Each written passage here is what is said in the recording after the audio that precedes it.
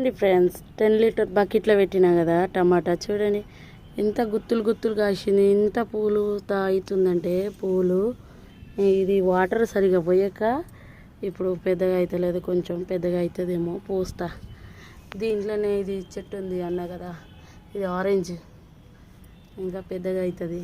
ఎప్పుడు పెద్దగా అవుతుందో ఏమో. ఇది సీడ్తోనే పెట్టినాం.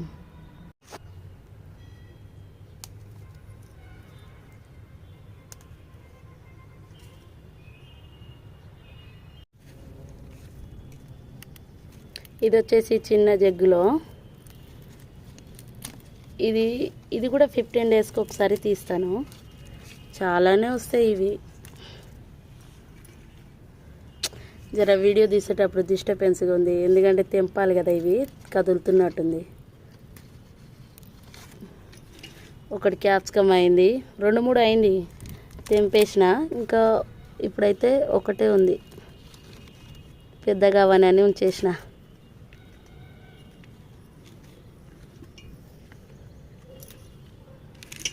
ఇప్పుడు దోసకాయ అవుతుంది చిన్న చిన్నగా.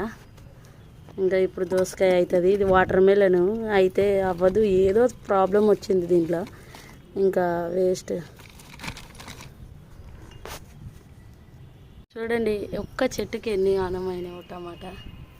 ఇది వచ్చేసి బనానా చెట్టు, దాంట్లో లేచింది. చూడండి ఎన్ని ఆనమైనాయి, అసలు ఒక్క పూత రాలేదు, మస్తు అయినాయి. వస్తుంది ఇప్పుడు. చూడండి టమాటా అయితే తీసేసిన మొత్తం, ఈ చెట్టుని కూడా తీసేయాలి, అయిపోయింది టమాటా. ఇంకా ఇప్పుడు సోంపు చూడండి, ఇప్పుడు సోంపు వస్తుంది. ఇక సోంపు పండుగ చేసుకోవాలి. టమాటా అయిపోయింది.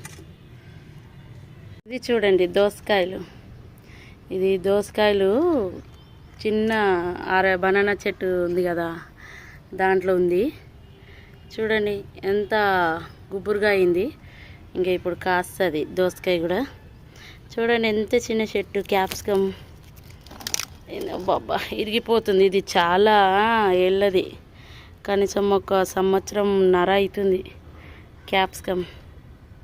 చూడండి చిన్న జగ్గులో, మనం ఏమో జగ్గు పాడేస్తాము, దీంట్లోనే క్యాప్సికమ్, దీంట్లోనే ఇది వచ్చేసి పాలకూర.